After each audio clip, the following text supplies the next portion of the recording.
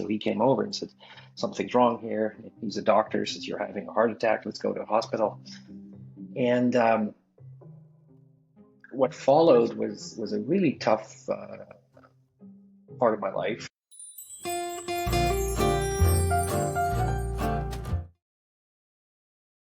Ladies and gentlemen, welcome to the Making a Mark podcast. I'm the host, Mark Bundang.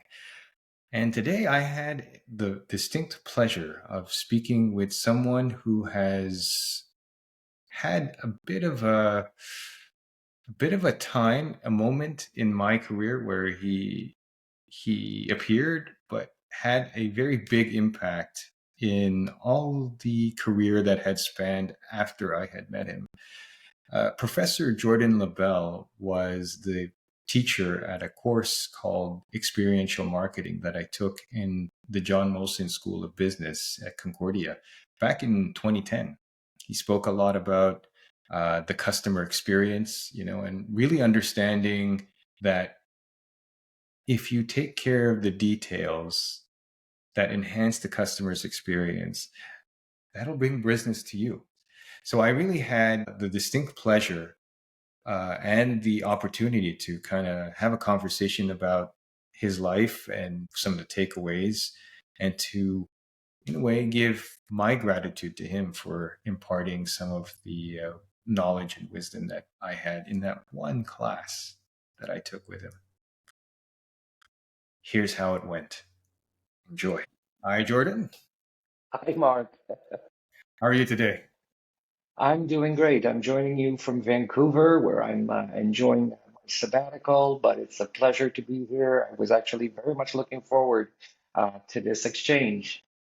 Great. So, Jordan, aside from my own tiny little experience with you, can you tell the audience a little bit about your background and where you feel you've made your mark? Wow, where to start? I started out in hospitality, really. That's my true first passion, I would say. I started working in professional kitchens when I was 12 years old, washing dishes. Back, I guess, when you could hire a 12-year-old kid to wash dishes, to work in a professional kitchen. But I was fascinated by that world, and particularly the logistics it takes. It was a large production kitchen, putting out about 1,000 meals every shift, every meal period. And I became fascinated by what it took to make that happen. And so I eventually did a degree at the hotel school in Montreal in restaurant management, moved to the United States to complete a Bachelor of Science at Cornell University at the School of Hotel Administration. And after my bachelor, it coincided with a major downturn in the global hospitality industry. So I decided to stay on and do a master's. Started out in HR for all sorts of reasons that seemed to be very good at the time. About a year in, twist of fate, turn of event, my advisor left the school, and so I was left a little bit in limbo and decided to reorient or switch to marketing, and like I say, never looked back ever since. Truly a marketer at heart, from a scientific or academic perspective, but also as a practitioner. I keep a foot in industry and really enjoy the practice of marketing, not just the academic side of it. Eventually left, worked in Scandinavia and Norway particularly for a few years, then worked in the south of France, and eventually I thought uh, my curiosity was not satisfied. I wanted to go back to school, so I did a PhD at McGill. And way back when I was a kid, when people ask you, what do you want to do with your life, young man? And my answer was, I want to be a chocolate maker. I want to be a pastry chef. And of course, I guess in those days, my dad was a bit stuck up and said, "Oh, no, you can't have that. You're going to go into management because that's more serious, I guess. I don't know." And so I ended up doing my PhD on chocolate, I guess, as a way to say, well, see, Dad, I ended up doing something with chocolate anyway. So my PhD was on chocolate. I was in the Faculty of Management at McGill, but navigated, took course in neurophysiology and other disciplines. And I guess I earned a nickname of Dr. Chocolate. I ended up working with a lot of companies, big and small, from Cadbury to smaller bean to bar manufacturers, and then joined Concordia in 2000, where I still am now. I took a break in between to go back to Cornell and teach there for a few years. And to your earlier point, I really do enjoy every year. I like to redo my syllabus, just look for new stuff, and just as a way to keep myself engaged, but as a way to bring students, things they may not have seen elsewhere. So that really is what keeps me engaged. I'm still at Concordia. So many years later, I really truly love Concordia. Uh, the diversity in the student body and the faculty as well. It's a very rich place to be in terms of stimulation and the people you meet. And so now I'm on sabbatical for a couple of months in Vancouver, and I'll be going back in January, where I'll move from JMSB to the School of Graduate Studies to try something new. So voila, here we are. So when you reached out to me and you sent me this preparatory questionnaire, I struggle. I thought, okay, do I dig into my professional background to extract some takeaways, some things I feel could be shared and maybe help your listeners. But I decided to take a route that those who know me won't be surprised, I guess, to take a more personal route, and to speak from the heart and to look at personal experiences that have, some are, one, we'll get to it, is more professional, but the other two are deeply, deeply personal. Starting with the passing of my maternal grandmother many, many years ago. I was in my early 30s. On the plus side, I got to enjoy the presence of my grandma until that time. Um, and I had a very, very special relationship with her, but I understand that not everybody did. She was not, to put it this way, she was not always an easy woman to love. Um, and when she passed away, I was asked to say a few words at the funeral service, and appreciating, that not everybody had the same relationship that I did to my grandmama. I crafted a speech where my hope was that everybody would have something something to hold on to take away with them as a way to either heal the wound, alleviate the sorrow, or whatever it was. And something really strange happened. And I guess in that moment, my grandmama gave me a gift, or an opportunity to get to know myself in that moment. I was speaking to the folks gathered at the church, and it's almost as if I was floating above the audience and I was watching what was happening. And I was going through my speech, and at the end, people got up and started applauding. And I thought, sit your ass down. We're in a church. You don't do that in a church. You know. And in that moment, it just crystallized, or it drove home for me the point that my words had an impact. I was able to touch people with my words. Some were laughing, some were crying, and but on the whole, it was very positive. And afterwards, people came to see me and said, "Oh, what a great speech! And thank you. You reminded me of an episode or something that happened with your grandmama." And it left me with the takeaway that, gee, this may be one of my superpowers. This may be something that I can use. Becoming more aware of the power of my words. That words can be used to uplift, to motivate, to heal. Um, And so that was to me a very, very big takeaway, making me more aware of that gift, and then left me with this sort of question mark on the other hand that was, well, okay, what do I do with this gift? And how do I nurture it? Because very often it's not because you have a gift that the rest of the world wants to hear about it, or is prepared to receive it, as I found out. Um, but for me, it it left me with the conviction that, okay, this is something important. This is an important moment, and I have to find ways to leverage this or nurture it, or grow that gift that and so for me that was a very, very important moment. If you had known me before, I was perfectly happy being a fly on the wall. This may come as a shock, but I'm fundamentally a very shy person. I don't like to draw attention. I know I dress with colorful shirts and whatnot, and certainly when I'm in a classroom, it's my environment. I'm a little bit more exuberant, but as an individual, I'm pretty shy and very content just being an observer. And in that moment, after my grandmother's funeral, and that particular moment, I realized I could put myself out there a bit more in let that gift shine and touch and help other people. So for me, that was one of those pivotal moment of being able to identify a competency, a strength. I like to call it a superpower. Something that when you leverage it for good, can improve the world around you.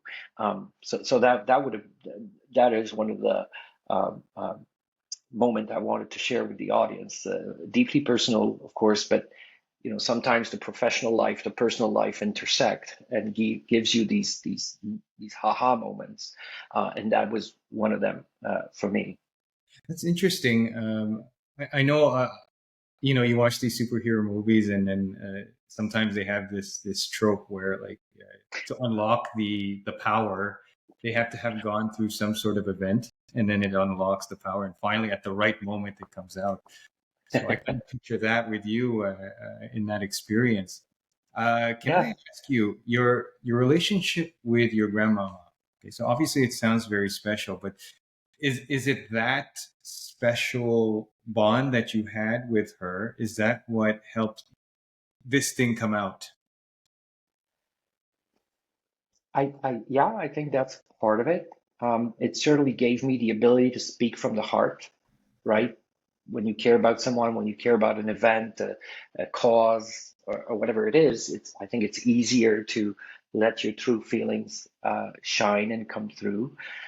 So definitely for me, my grandmama, my parents were busy baby boomer individuals, and so she really, until the age of 8 or 9, 7 or 8, um, really had a very big presence in my life, even afterwards. She had a particularly love of food. When she passed away, something so funny happened. My grandmama had cancer, and she found out that the cancer was back, and I was the first person she told. And eventually she asked me, well, is there something from my household that you would like to keep as a memento, as a keepsake?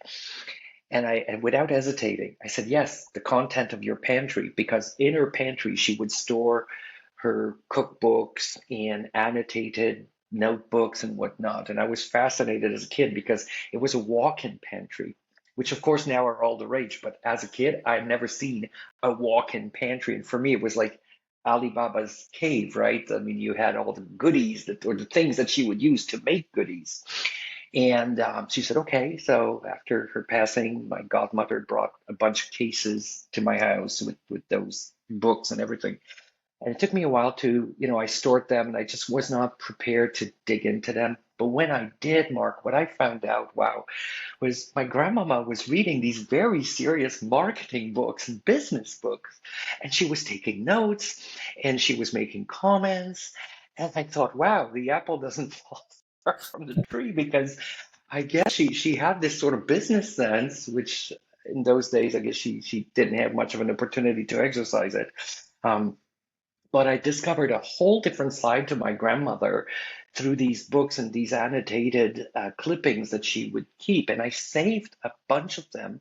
I eventually wrote a little book for the family, which I gave to my uncles and my cousins a year later, with clippings from those things. Like, she would annotate, and she would take trips around the world, and she would, oh, I discovered this cuisine and this ingredient. And it was just like, it was like rediscovering my grandmother again, but also helping me understand where my passion for food comes from.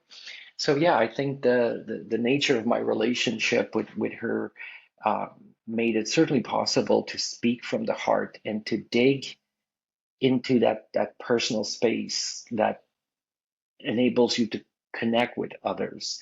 Um, Sometimes, we do presentations, it's very businesslike, and we forget that we're just one human connecting with another human or with others. But, we're driven by these protocols or principles as business, so I got to get through my slide deck and, got to talk about the ROI and all these kinds of things. But when you're able to bring something to a personal level, then there's more likely to be a real powerful connection. At least it's been a major theme in my life, and I think in that moment, my grandmama gave me that opportunity to fully take the measure of that kind of connection.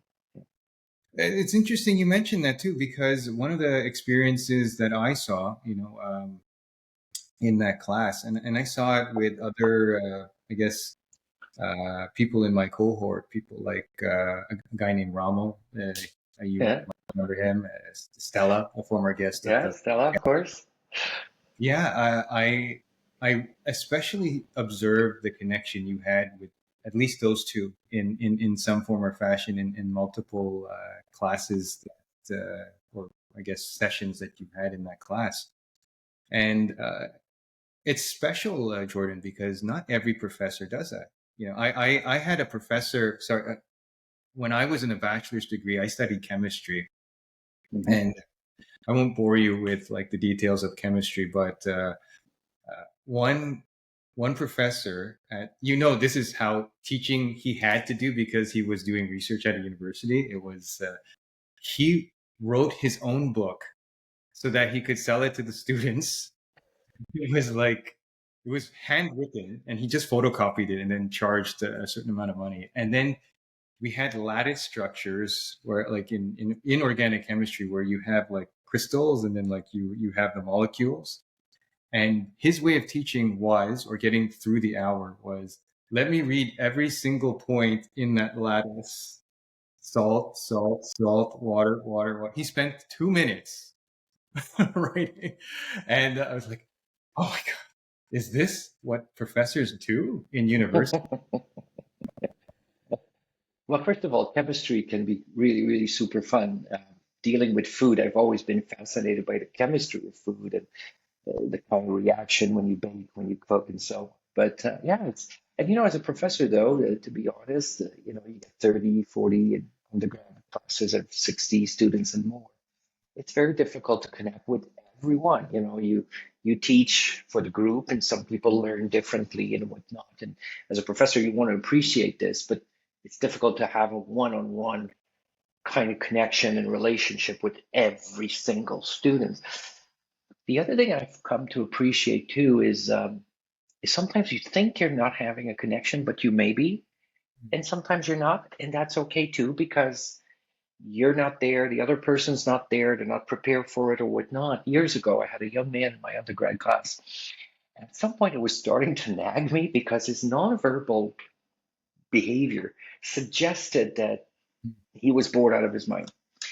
And so one night after class, I said, "Can I just chat with you?" I said, I don't know if I'm not getting through or if you find the courses boring. If it's the case, let me know. I'll try to switch it up. And he looked at me so surprised and he said, "Oh, no, sir, I really like your class. I'm preoccupied with work and whatnot." And I said, "Oh." So I went home that night and I thought, can't trust the nonverbal, can't trust what I'm picking up, right? You never know what's going on in the other's mind.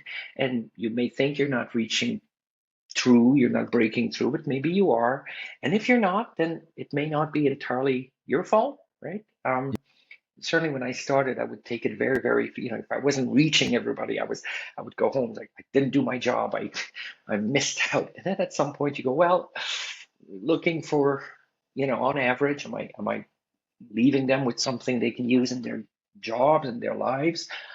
And because education is not, um, you don't always know if you're hitting the nail on the head, if you're getting to the bullseye. But that's what it is. I feel, to be honest, and I should have started this by thanking you for your invitation. I feel so privileged of the relationship I've been able to craft with students, current and then when they graduate, keeping in touch. And of course, now we have LinkedIn and Facebook and all these mechanisms to keep in touch. But I feel very, very fortunate that I've been able to. You mentioned Stella earlier. She and I had a coffee a few months ago before I left Montreal. So I always feel so lucky that I'm able to have that. It adds a depth, a layer to my life that I don't know I could do without, to be honest. So thank you. I should have started with that. Thank you for the invitation to join you on this podcast. Oh, thank you, Jordan. I appreciate that. Truth be told, the reason why, one of the reasons why I started the podcast was really to reconnect with people that have been uh, very influential in my life. And I, just to say, I mean, I had one class with you, only one, and I have to say that you're probably the best, if not one of the best that I ever had Uh, in the academic experience. And well, I wish I thank had you you. more, but I didn't have the opportunity. Oh, So, there's a law of diminishing return. If you have me more, then it plays the reverse effect. so But you're always thank on top. you. So, Well, I'm very glad to hear that, and yes, I do try to bring stuff to the classroom that's new, that's off the beaten path sometimes to just, you know, but yeah, thank you. I'm glad to see some of that stuck with you and left you with a positive impression of JMSB and Concordia. Yeah. well, I mean, it's speaking to the fact that something you mentioned, it was that sometimes you don't know that you made that connection, and I don't think I had the chance to tell you at Right. the time. I don't think Yeah. I realized it until I graduated. It was probably one of the best classes, and I didn't score particularly well, but I it certainly helped me in my career with a lot of the principles you shared. It guided me. Well, I'm glad to hear that, and grades are just, and I've learned from one of my own professor who eventually became a colleague at Cornell, students are not letter grades, they're not ID numbers, they're human with feelings, with aspirations, with dreams, and that's what I try to see when I see a group of students. And how can I help you reach your dream, your aspirations, the next stage of your journey. So yeah, when you have a chance to do that, I like to say I have the best job in the world because you meet individuals and even this, and seeing you evolve and crafting this podcast, which is so well done and well produced. It's just, I'm like, wow, and I get to witness the evolution, if you want to call it that, but the journey that people are on, and to say, hey, I was there for a little, part of that journey. It's very gratifying. It's very uplifting. It's a lot of other things I could have done. I could have been a pastry chef. My waistline might have suffered as a result because I like to cook and I like to eat. It's a dangerous combination. But yeah, it's teaching is a beautiful, and in your own way with this podcast, you are a bit of a, you are engineering learning and takeaways that can be useful to other people. So it's another form, it's another mechanism. Yeah. Thanks. I want to bring it back to full circle to your experience with your grandmother's funeral. Uh, you mentioned something about connecting, and this is a moment where you realize the value of being able to make that kind of connection with people. Is that actually that finding of connecting with people? Did you walk into that experience already having known this truth in life or not? To be honest, no, because up until that point, I was in my early 30s, and as I mentioned, I was a very shy person, very content to be just a fly on the wall and just observe. I grew up for many years. I was the only grandkid, so I had to my uncles and my aunts were much older, and so they didn't really care to play with me at that time. And so I was a bit of an independent kid, and I was very happy just being, just observing. I love to observe and to take it all in. But in that moment, it made me see that I could play an active role, and I could leave people with something that they would value. So for me, that was a bit pivotal moment into, and of course, the people in attendance were people I knew my grandmama, so there's a connection. But even when you're dealing with a group of people that you don't necessarily know, you walk into a meeting with new people, and to look for a way, how can I connect with this person fundamentally as a human being, as an individual? Never mind the contract or the business we have to discuss. Who are they as an individual? If you can understand that, if you can connect that on that level, then the rest might be easier, right? And maybe I'm seeing the world through rose-colored glasses. I guess that's a benefit or an advantage of being a university professor. It all looks so clear, so wonderful. But for me, that's something I've tried to do. If I can connect with people at an individual level, then the rest, if it's a difficult negotiation, if it's a difficult conversation you have to have, then it might be a little bit easier to have that conversation in those moments. So it's one thing to, you've kind of had your epiphany about connecting with people, and it's one thing to do it in an environment where you're comfortable. So like in a marketing course, you're the professor, you have students. Is there an experience where you had to try to make these connections in a way, in an area where you knew nothing, or you didn't have a lot of experience? Actually, and that's my second takeaway or example I wanted to discuss with you and your listeners. Um, so I believe it was 2001, might have been 2002. At some point, my memory time becomes fuzzy as you grow older. But I had written an article on the air travel experience, and at the time, JMSB, or the Faculty of Commerce, as we were known, we had an MBA in aviation. And I had participated in this conference where I presented my paper. The paper was eventually published. That's what academics do. But it got to the attention of a vice president at Boeing, and who reached out to me and said, "Hey, I'm trying to do something new at Boeing here. I want to gather a bunch of people at our leadership center in St. Louis, Missouri. Would you come? Would you do a little shtick for us?" And in that moment, I was like, whoa, what? I mean, I know, I wrote a paper about customer experience in aviation. I'm not an aviation expert. And you want me to fly over there to talk to aviation expert. To me, that was like really stretching it. And of course, suffering a bit from the imposter syndrome. I was like, well, what the hell could I possibly have to teach these people?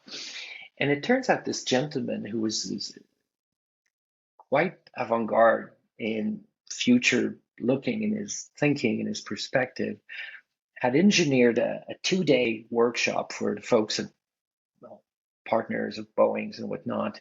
And the way he had built it was inviting 3 or 4 speakers, and he gave us each 10 minutes to deliver the most thought-provoking ideas, concepts that we could to the participants. And then the rest of the 2-day program was co-created by the partner, by the attendees themselves, leveraging some of the ideas that we had, planted or left them with in those 10 minutes. And I thought, wow, okay, this is a format I've never done to a group I've never done to.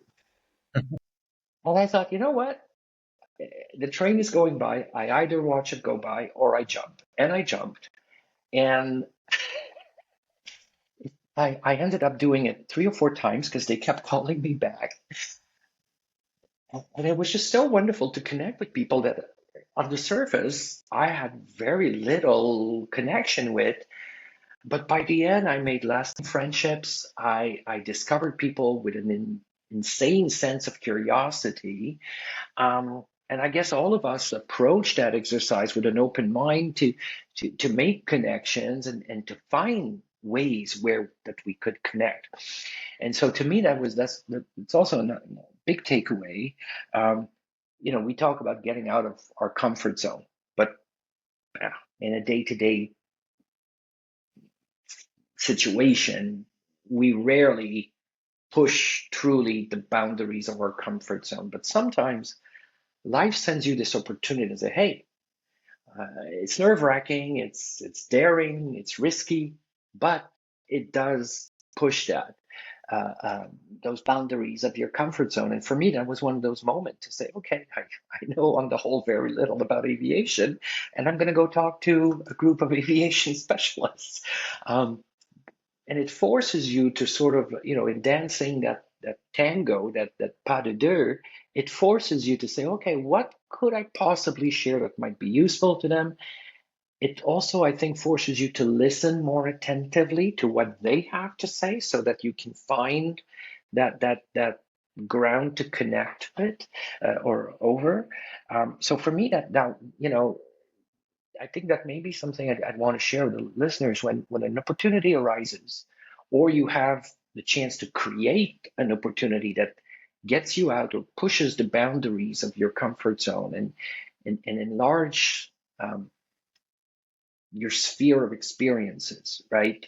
Um, jump on it. Chances are things are gonna be fine, and it'll be a big success. Get over the nerve-wracking part of it. I remember, I mean, I was a junior faculty. You got to put this in perspective. I'm a junior faculty. I'm supposed to teach. I'm supposed to do research. I'm supposed to earn tenure. I'm not supposed to fly to St. Louis, Missouri to do consulting and speak to a group of aviation people that, when I know very little about aviation. I said, hey, why not? What's the worst that can happen? Um, and I'm glad I did, because some of the friendships, some of the things I've learned have been very, very useful to me in the years since. Was it instinctual to know that this was the opportunity to take? Because you mentioned that you don't always we don't as human beings don't always take chances, or if there are like 100 opportunities, we're not going to take 100 of those opportunities, right? So what was it about this one that gravitated towards you? So strangely enough, it was the gentleman who reached out to me. And I think he sensed, and again, it's that human connection, speaking to someone else, and fundamentally we're all the same. We're somewhat insecure to varying degrees. We want to do right by our loved ones. We want to do right to ourselves. And if you can connect to some of those fundamentals, and so his name is Peter Morton, and Peter reached out, and I think he saw that, hey, I can get this guy in, give him a chance, and see what happens. And he did a little bit of hand holding, because like I told him, so okay, I don't know what the hell I'm going to talk about, but here are some ideas. Does that speak to you? Do you think your constituents, your attendees would enjoy, learning about this or that? And yeah, I think it was fundamentally that human connection, and that was an individual I felt I could trust. In trust to me is even when you reached out to me, and I think I've said it a few times in our conversations, I'll go wherever you take me because I trust you. I know you. I trust you. So I'll let you lead the podcast and take me wherever you want to go. And I think trust is it's an underrated business concept. We should attend to it a little bit more, because when you trust someone, then you can really accomplish probably more than if trust wasn't there. So to me, there was a very human element to that episode. And it's Peter was the name of this Yeah, individual. yeah. Peter. So what was it about Peter that could make you trust him? Did you know him very well? Or? Not that well. We had met at that conference that JMSB was putting on at the time. But his background was so remarkable. He had helped to create the Boeing Leadership Center, which was truly an unbelievable 5-star, 6-star kind of environment to learn to develop leadership skills. Any conversation with him would leave you wow, what a knowledgeable person, humble yet knowledgeable, caring. And so to me, that was part of the draw. You know, people say, oh, people don't invest in businesses and balance sheet; they invest in people. And so, if you understand the other and you say, okay, I see where you're trying to go, and I can get behind that, right? I can, I'll tango with you, and I'll get on board. And to me, that was one of those episodes. But as I said, it was not without some self-doubt, procrastination, uh, not knowing if I could pull it off. And and then and then he tells you, oh, you only have 10 minutes to make an impactful speech. I'm like, holy crap. I mean, what could I possibly have to say to anyone in 10 minutes that they would find enlightening or useful? So it really forced me to dig down and say, okay, what can I leave them with? But that was truly, and the way he had built this conference or this series of workshops was just truly avant-garde in your life, in my life. At least those are the people I like to connect with. People who are trying to do something different. People who are trying to do something that will benefit others, just like you're doing with this podcast. When you reached out to me, I said, oh yeah, that sounds cool. That'll be fun. I think those are the moments that I personally want to seize on. Sometimes it's not all clear. I could give you a bunch of other examples of things I've done that didn't pan out and didn't produce the results I should have gotten for the amount of hours or time that I would invest in. And I'm one of those individuals who doesn't watch the clock. A client will hire me and I'll spend way more time on a mandate than I really have to, but I just so much want to leave them with something useful, something beneficial. And there were times where, I spent a lot of hours, didn't pan out. In this case, it did. My question to you is, Peter, I guess you had a glimpse of his values and it was enough to kind of lure you in, and then the audience was you felt that they were worth connecting with. What about the fear of venturing into the unknown? How do you get that? How do you get over that? So the way I've met, and it is a super question because yeah, in many instances in my life, that fear was almost paralyzing to me, thinking, oh my goodness, I'm way over my head here. I'm just, what can I do? But you got to turn it into an asset. Don't, I've learned, and this is part of our, one's internal dialogue, not to let it become paralyzing. And my way of doing that has been to focus on preparation. Um, at one point, I gave a talk at C2 Montreal, did a live case study with the attendees, 1,500 people in the room. Nothing in my life prepared me to do this. I was a young professor at the time. The hours of preparation I put in, and people are like, oh, you're not looking at your notes. I know, because I prepared like, 5 times more than I should have. So for me, that's one mechanism I use to quiet those demons or those fears, if you will, um, and also, just little tricks and tips I sometimes share with students. Breathing. You have to give a big speech. You're nervous. Just do some belly breathing. If you do yoga, that's very helpful. Go off to the side of the room or in the washroom or somewhere quiet for 5 minutes. Just collect your thoughts. Just slow down just quiet those fears and those anxieties. But really, preparation is success is where luck meets preparation.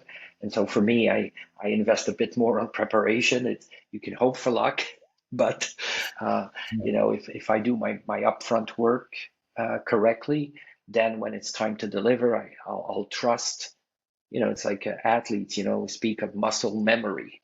And so if you do your prep, if you do your training, you do your stretching, when it comes time to perform, your body just mobilizes and remembers how to do these things.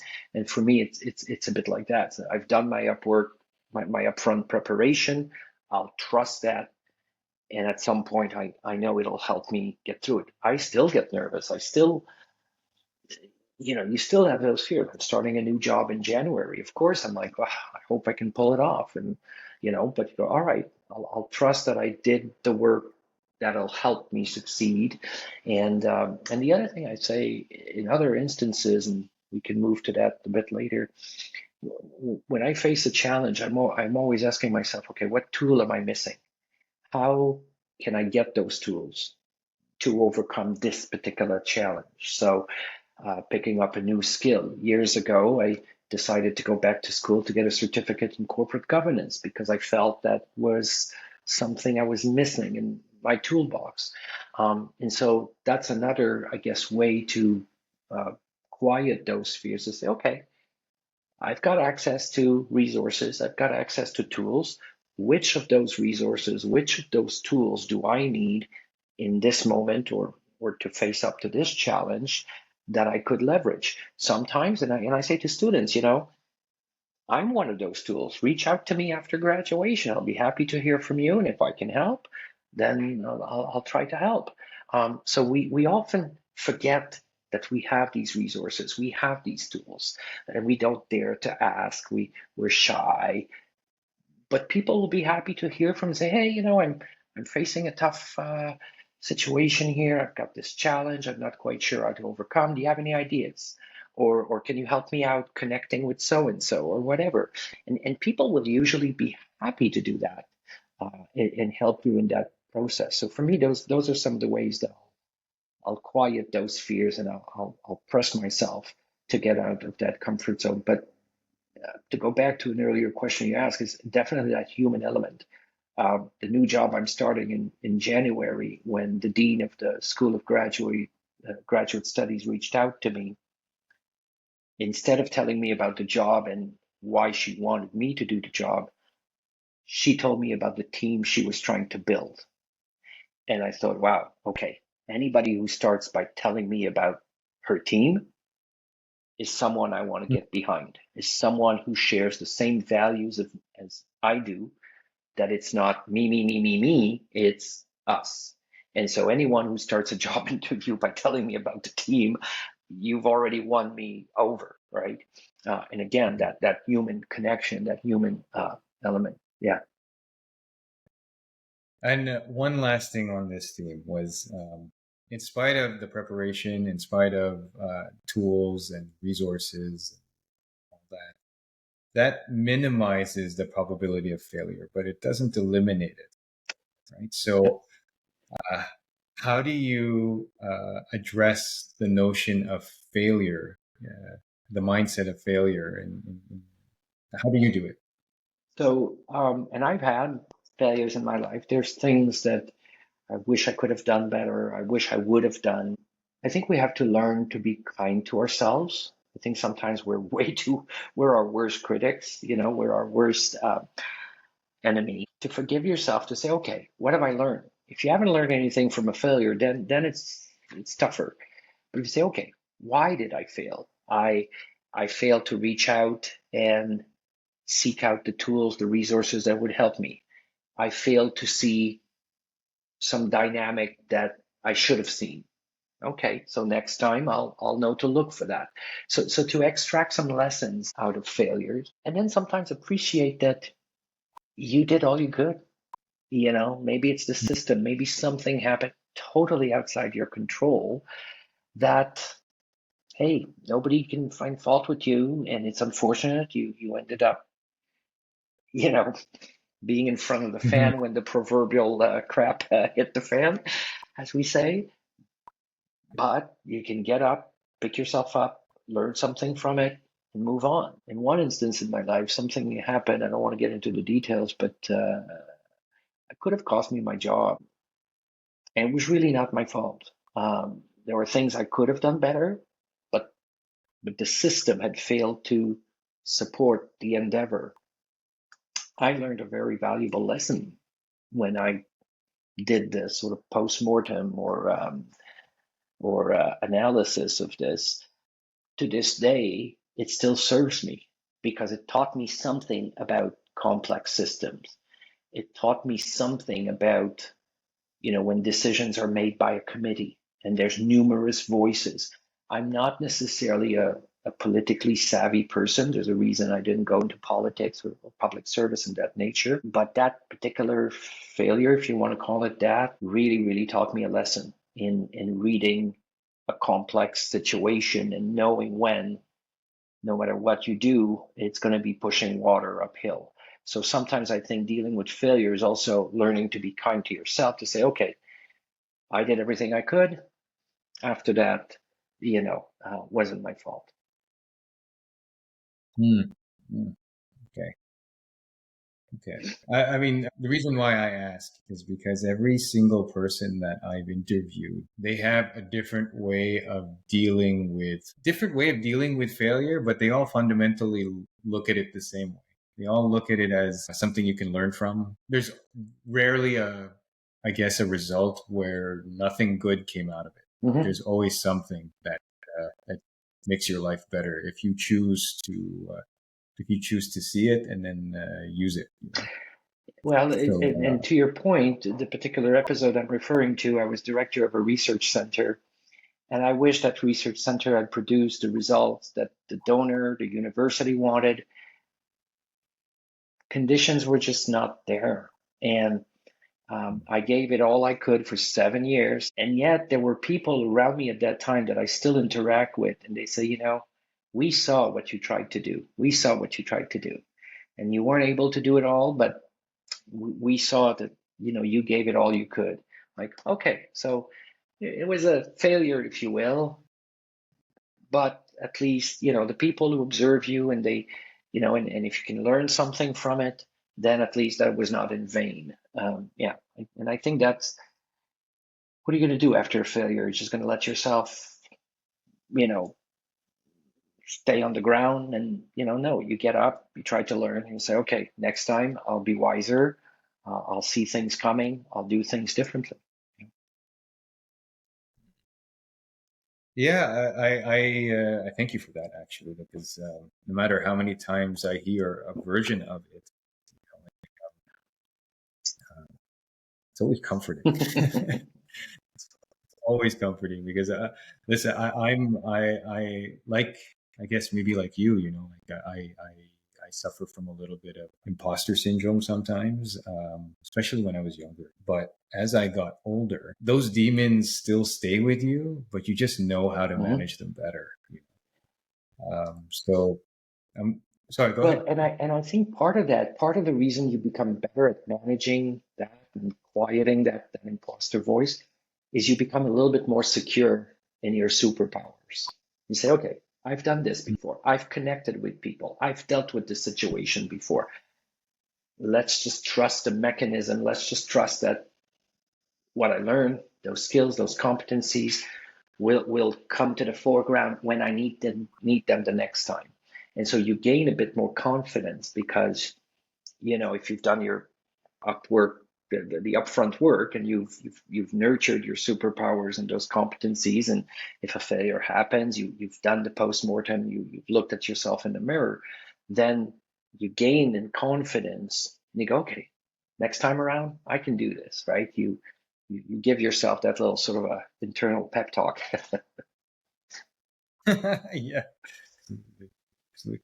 Well, I know the this wisdom. You and we have a mixture of arrogance and thinking we know the world and that we're going to take it on, and then and then you quickly find out, that no, you've never done this before, or you don't have, and so life will throw you situations and challenges where you have to learn. You have to kind of in order to get through it and to move on to the next stage, you've got to get through it. So with you in your life, do you have I guess maybe later career or later life experience that you'd like to share? Yeah, there's one last one I wanted to share, and this one again is personal. But just before I get there, you reminded me of something. When you're not sure and you don't trust and you're not sure if you have the confidence, you have that imposter power, imposter syndrome. I remember Julia Child. Those who don't know Julia Child's a famous chef, TV personality who passed away, but she used to say the best way to learn how to cook is just stand yourself in front of an oven. It'll come to you. It'll. So sometimes it's just putting yourself in that situation that'll force you to learn. And I think that's something that's quite useful. In terms of later life experience, yeah, and it's not some people know, and it's not something I've kept secret. But in 2016, I suffered a massive heart attack. It's known as a widow maker. The survival rate is about 3 to 4%. I was home. I had gone to the gym that day. I had gone running a bit, was having drinks with friends, and wasn't feeling particularly well. So I said to my partner, I'm just going to go lie down for 5 minutes. And I wasn't getting back up. So he came over and said, something's wrong here. He's a doctor, says, you're having a heart attack. Let's go to a hospital. And what followed was a really tough part of my life, because I'm kind of stubborn. Life sends you these messages, and if you don't listen, it'll keep sending you the same message. So got out of the hospital, and in my mind, I was going back to work the next week because I had a guest speaker coming in, because I had this, I had that, and life was like, no, you're not. And so after my heart attack, I had a bout of pericarditis, which really knocks you out. It's inflammation of the envelope around the heart. So when your heart tries to beat or pump, it has nowhere to go because the envelope is saturated with blood. So it's quite painful. I was still in the hospital. It was about a week after my heart attack. And so that really drove the point of, hey, this is serious. Went home. And of course, being a type A, I thought I approached this the same way I approached everything else. Oh no, this is not an Everest. This is not a big deal. It's just a little molehill. It's just a little bump in the road. And so doctor had said, you got to take it easy. But of course, I didn't listen because I was sure I could beat this and whatnot. And so a month later, I had a second episode of pericarditis, which totally knocked the wind out of my sails. Even the folks at Concordia in the HR office said, you shouldn't come back to work just yet. So I said, okay, I'll listen. And I took some time off. And at the time, I was like, you got that why me? Never smoke, barely Mm. drink, cook everything from scratch, worked out, and was leading a fairly active lifestyle. Um, like, why me? Why do I get a heart attack? No antecedent, no um, cause factors, in my family. So why me? And of course, you're living with a Damocles sword because no one explained to me why I had a heart attack. Oh, it must be stress. Well, okay, everybody's got stress in their lives. And so for about a year and a half, I was really having a tough time getting over this. But then I said, okay, what resources, what tools do I need that could help me get over this? And so I was fortunate to have health professionals who surrounded me very well. And one of them suggested I take biofeedback courses or lessons, which I did for about 6 months.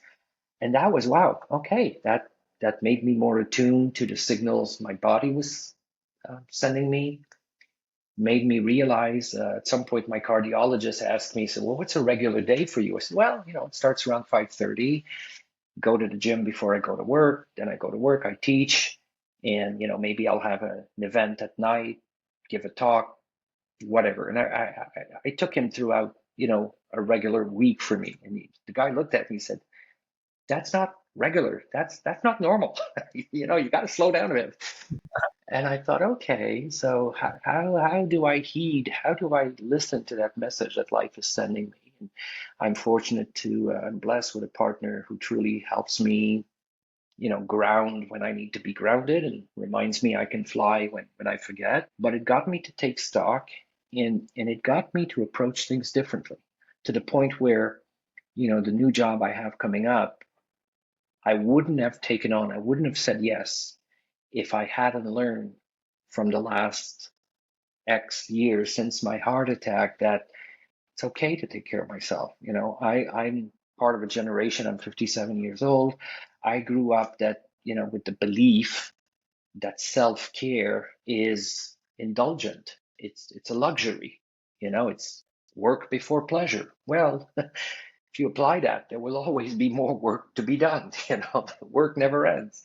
Um, and so at first I thought, why did I go through this nasty episode? And when I say nasty, I mean I remember getting back home after my heart attack and just having to climb a flight of stairs, and I was barely capable to do that. It's like, wow, a week ago I was running 5K, nothing to it, and now I can't get up a flight of stairs.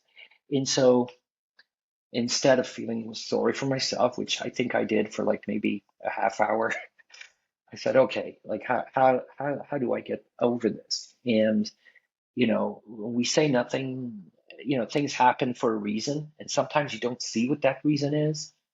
Now I see that this happened to teach me to take better care of myself, to teach me to appreciate that there's things others in life than work. Yeah, I take my work seriously. I love my students. I love Concordia. I think I've made that clear over the years.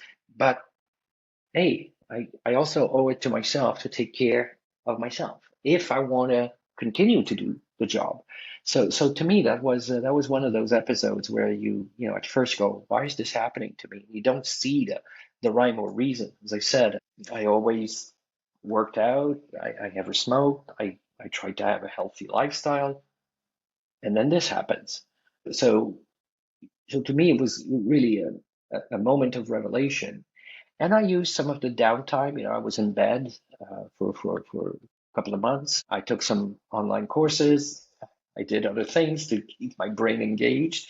So, on the whole, would I prefer not having gone through this? Yes, of course, because, when you're in the emergency ward and you've got tubes coming out of everywhere, and I see my partner in that moment, say, okay, I could be gone by the end of the night. And but you survive and you go, okay, well, what's to be learned from that? And so I think I've become a better person from it. And I think whatever challenges lie ahead, I'll be able to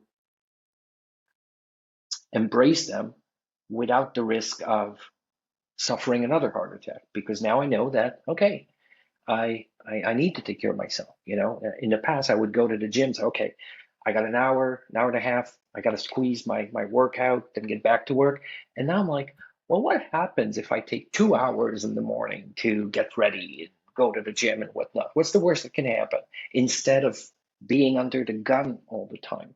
So it really forced me to reevaluate things. And I think um, I don't wish this kind of episode on anyone, not even my worst enemy. Not that I have that many enemies, but to have that moment, that haha moment, to say, hey, I need to reassess how I'm doing things. So that would be one last maybe takeaway, that things don't happen. Things happen for a reason. Sometimes the reason's not clear, but if you look hard enough, there will be one. And even when you feel that, oh, I can't do this, just climbing a flight of stairs becomes a challenge, then you go, okay, what resources do I have to get over this? And there will be resources. It was really funny when this happened to me.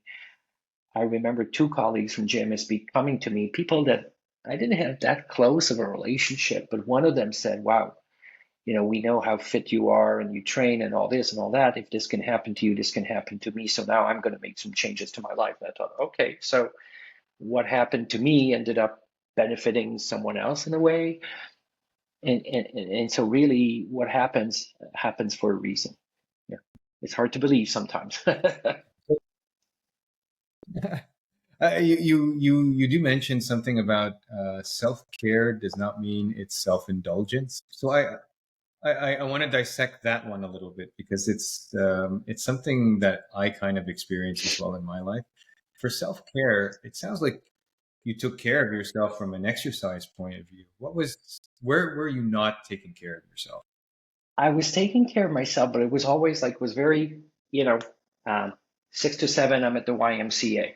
I got to be at the office by 7:15 if I want to squeeze everything in. I thought, okay, well, what if I were to Mm. remove something and I could take a bit more time or not be under the gun? So I think that's what I mean by taking care of yourself, not always being, at some point, and one thing I learned, and after a heart attack, you get the services of a psychologist, and of course, being a dinosaur of a 50 something white man, I thought, no, I don't need a shrink. I can do this on my own. And my partner, the shrink came over the last day when I was getting my discharge, and she handed me her card, and my partner took it and he said, "No, no, call her back," and gave me the card and call her back, which I did, and I'm terribly grateful I did. But with her, I started deconstructing some of my habits, and really saw that I learned to be kinder to myself and not to say, "Oh, I have to do this, I have to do that." She asked me, well, "What's the words that you use the most in a day?" And without even having to think about it, I said, I gotta do this, I gotta do that, because I had to check things off my list, right? And up to a point where I had this nasty habit. If there were more than 5 messages in my inbox, my brain's like, "You're not doing your job. There's 5 people waiting after you." That's how bad it got for me. That's how Wow. OCD, or whatever label you want to inflict upon me, I'll take it. It's like, well, what's the worst? Well, what if you take 2 days to reply to someone, or a bit longer to reply to someone? And it really got me to see all those moments in my life where I was putting an additional pressure by I gotta do that. I gotta return the email. I gotta do this. I gotta do that. What would happen if you say, well, someone else can do it?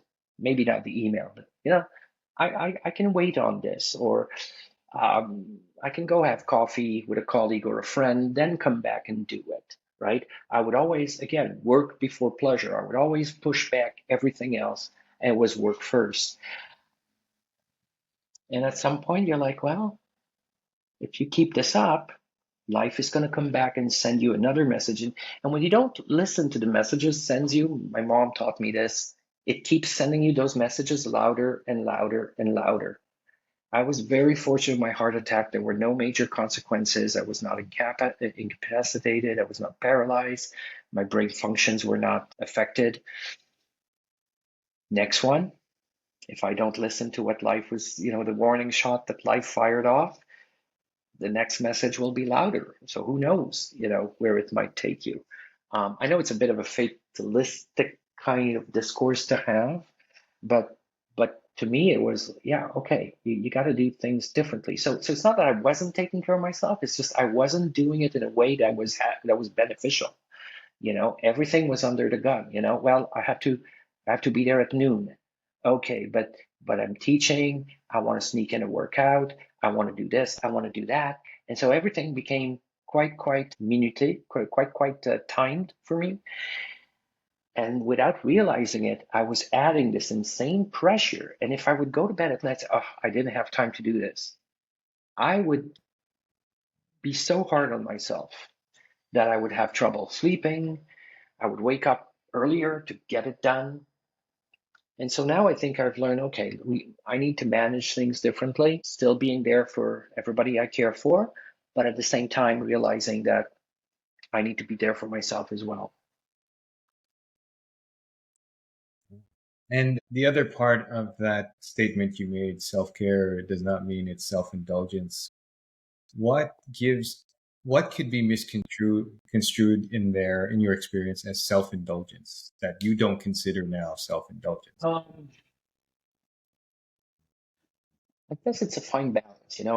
It's funny that I study pleasure and I study the senses and sensory marketing and all these kinds of good things. When that becomes a mode that takes over, such that obligations go unfulfilled, or people you care for feel you're letting them down, right? You're not there for them, whether it's your partner, your students. And then I think that script has got to be re-examined as well. I think it's a balance, being there for others, being there for yourself, and learning that, you know, if I take care of myself, I'll be able to be there and take care of others.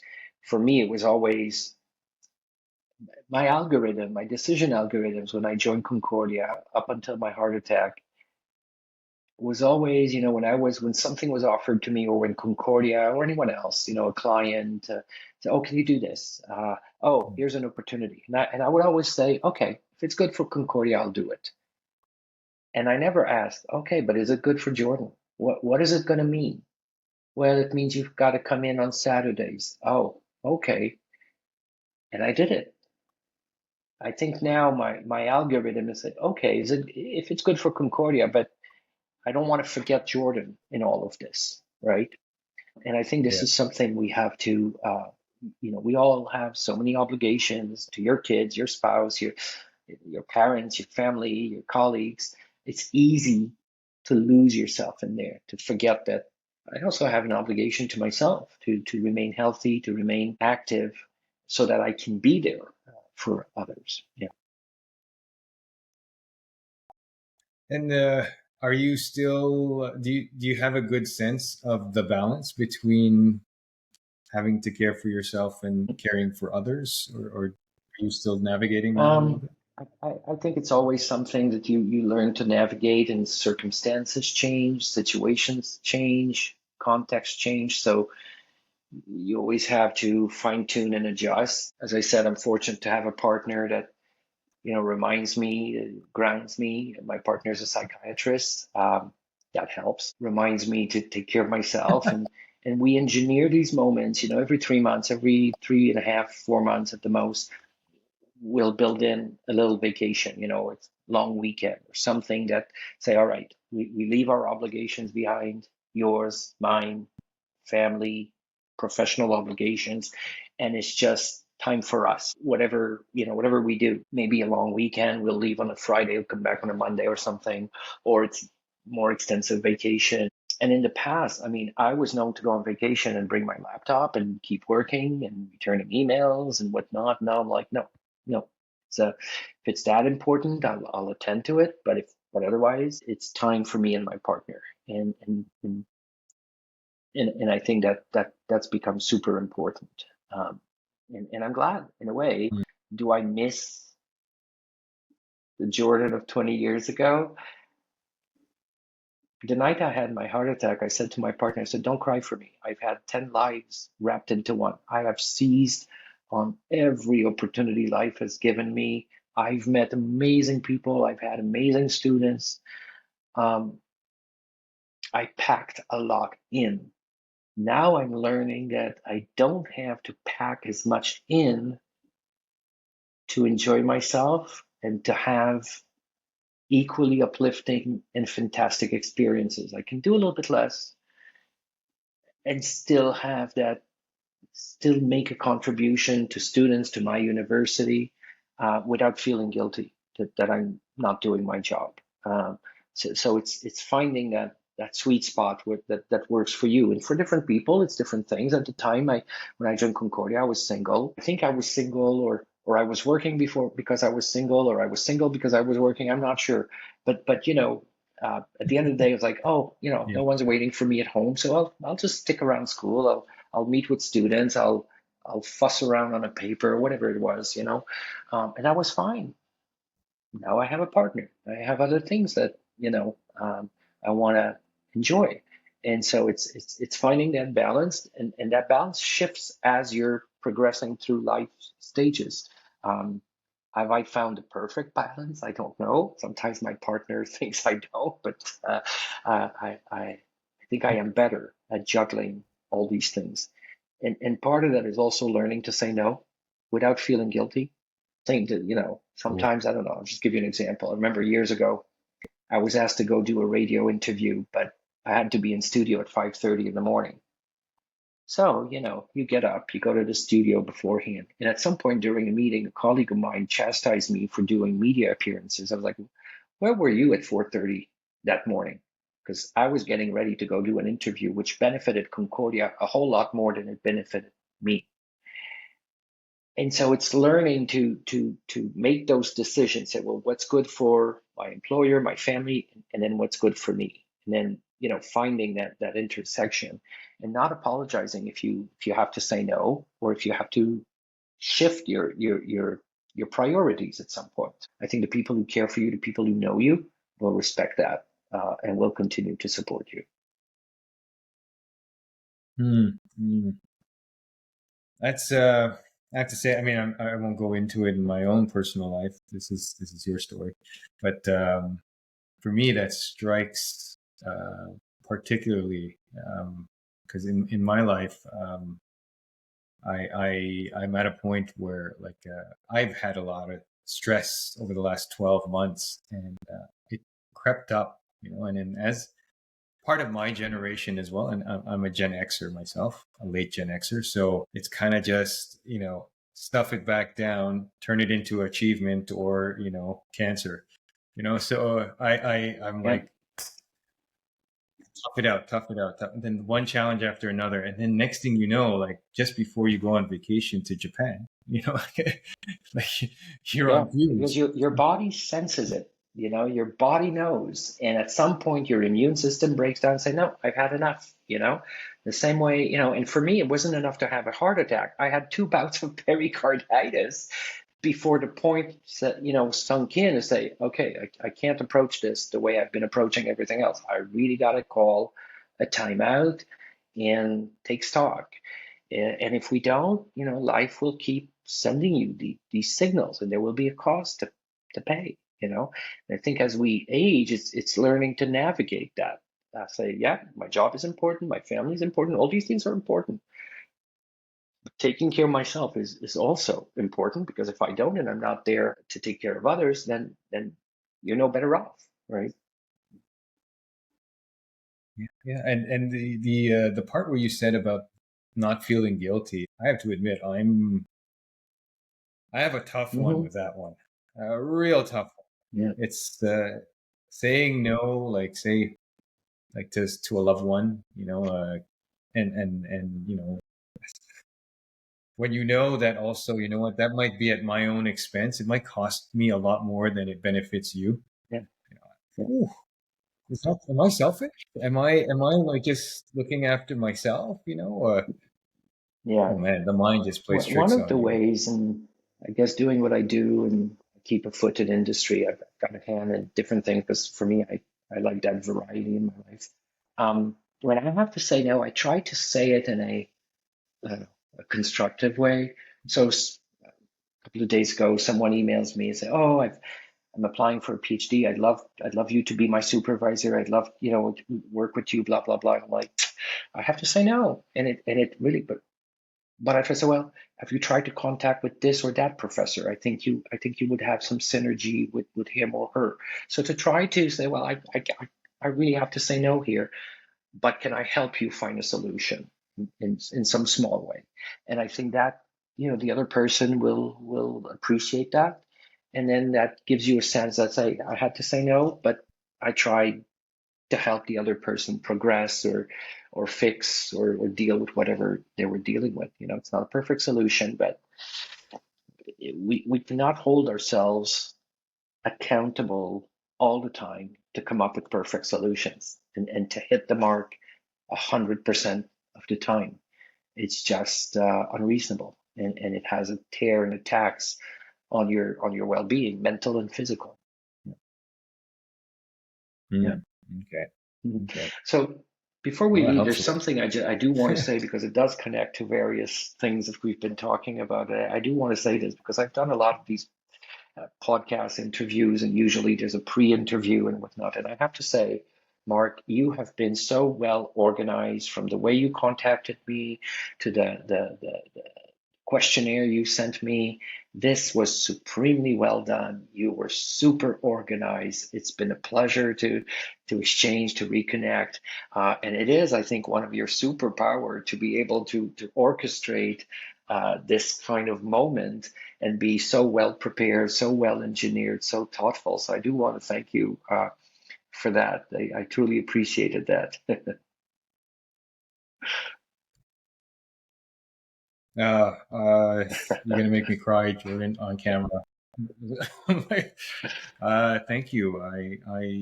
It's not. It wasn't obvious to me. When you talk about like your experience about being in front of a whole bunch of people in a topic that you don't know anything about, aviation. And you also talked about, what, maybe you put yourself in out of your comfort zone. So when I started this 2 seasons ago, I wasn't sure, like I wasn't sure if this was right for me, but I knew what I wanted to get out of it. And it was to make a meaningful connection every time I did it, or to reestablish the meaningful connection, the meaningfulness of a connection. And I'm happy and gratitude Hmm. beyond that you said yes, and you got to see it actually 2 seasons later, because it wasn't like this before. It was I had to figure things out, and Yeah. you keep trying and you fail, and people say no, and But I think you you're get to you're this point. you're on to something. I think as we progress, there's so much turmoil in the world. Everyone's mental space is so preoccupied by so many things. This notion of connection, this notion of fundamentally connecting with others. If you found a way to do it, um, there's multiple ways to do it. There's no one best recipe. But if you've got, then that's part of your superpower, and I think that's going to be much needed as we go forward to resolve conflicts, to resolve, to engage in more fulfilling collaborations. That's going to be a super important ability. I think your podcast, leaves people with, useful takeaways to inch forward in that respect. I think if you had an overarching piece of advice to give from the experiences you've shared, what would it be? That one of my favorite authors is Henry David Thoreau, and in one of his poems or writings, is if night and day are such that you greet them with great joy, and life is more starry, more elastic, and you can take the time to smell the roses, that's your greatest success. And to me, it starts with when I get up in the morning, it's the mindset I embrace. And so if I get up and my back hurts because I'm getting at that age, then I'm like, okay, yeah, your back hurts, but you've got a job, you got a great partner, you got a roof over yourself, over your head. Like, okay, wow, backache doesn't matter. So I think it's that mindset that we embrace that helps us see value in the opportunities that come our way, that helps us engage in meaningful conversations and connections. And to me, it starts in the morning. I get out of bed in the morning. I'm like, no matter what, and sometimes I'll just look at my partner like, oh, he's still there. That's good. Hasn't ran away. Um, so that's something to be thankful for. So, to embrace the, that kind of mindset. And a couple of years ago, one of my dear friends wished me Happy New Year, but she had a way of phrasing it. He said, I hope it brings even more opportunities for growth and gratitude. And I thought, what an interesting way to phrase it. And for me, growth and gratitude, to seize on those opportunities for growth and to be great, and to remind yourself to be grateful when something good happens to you. And if you embrace each day that way, you'll go to bed each night and you'll have growth and gratitude. So I think that would be the overarching mindset from the minute you get up, um, will really change everything. That's great. That's great. I know there's so many takeaways from this one, but if anyone watches this and feels compelled to reach out to you, Oh, how can they very do it? easily. Jordan, Concordia, Jordan LeBel. You'll land on me. My email's super easy to find. Reach out to me. I'll be very, very happy to connect. Or on LinkedIn, I'm easy to find as well. I always enjoy meeting new people from different domains, from different sectors, different backgrounds. I think that's super enriching. So no problem. Just feel free to reach out, and I look forward to connecting. Great. So just a search on Google LinkedIn, will probably Google, land you. whatever mechanism, I'm easy to find. Jordan LeBel, Concordia, or LinkedIn. Very, very easy to find. Perfect. I'll put it in the description of Please do. YouTube and Please do. Spotify. So, Please do. uh, Jordan, thank you so much for the experience. Thank you so much for taking the time. I know you mean a lot to a lot of people. It's very kind. I can I tell, and honestly, I know it's you connect. I'm super grateful and thankful to have the job that I do, the profession that I do, because I do have these opportunities to connect with people like you and others. So thank you. Thank you for the invitation and for taking the time. And I was right to be trustful. You took me through a nice conversation that I hope leaves your viewers and your listeners with some useful takeaways. So, with that in mind, thank you very much, everyone. I'm glad that you made it to the end of the podcast to watch, and we'll see you on this one and the Take next. care. Take care. Hey, thank you very much for making it this far into the podcast. I really appreciate it. And you know what? We're not new anymore. We've got a couple of seasons under our belt. But I do want to say that we still need your help in trying to grow the audience. So if you can, please comment, please like, please subscribe to whichever platform you are watching this video in. So thank you. Have a good one.